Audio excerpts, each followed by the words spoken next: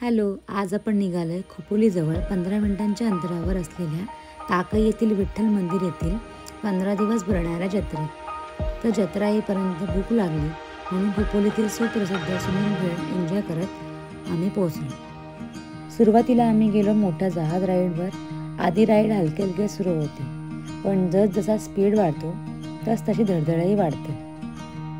Ride 5 ते 10 मिनटं चालते. खूप कमी माणसं होती. एकदम जो टोकाला बसेल त्याचा चेहरा बघण्यासारखा होतो. तर तुम्ही बघू शकता समोर माणसांचे चेहरे, आणि तीच धडधड तुम्ही माझ्या चेहऱ्यावर आणि माझ्या मिस्टरांच्या चेहऱ्यावर सुद्धा बघू शकता. आणि मग थोडा वेळ आम्ही मोबाईल ठेवून दिला, कारण की खूप फास्ट सुरू झाली. नंतर आम्ही गेलो ब्रेक डान्स राईडला. सगळीकडे 100 रुपये तिकीट होते. माझ्या बहिणीसोबत मी गेली. दोघींनी मिळून खूप एन्जॉय केलं.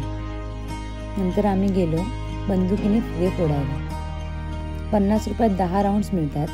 एक ॲडवाईस होती, नेम धरून फोडण्यापेक्षा जिथे जास्त फुगे दिसतील तिथेच नेम धरा. सोपं आहे की नाही.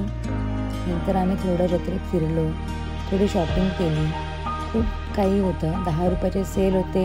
छोट्या मुलींसाठी पर्स होते, भांडी होती, छोट्या मुलांची खेळणी होती.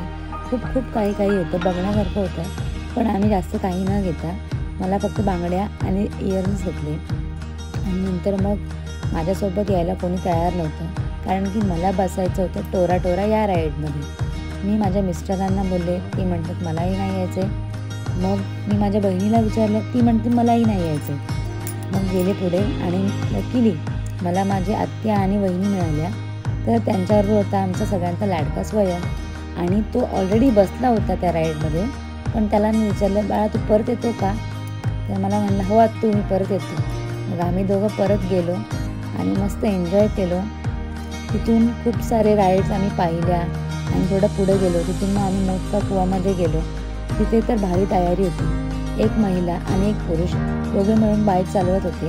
अत्यंत जोखमी असतं, पण त्यांचं धाडस पाहून खरंच थक्क व्हायला होतं. तिथे खूप सारे पाणी होते, खूप छान होते.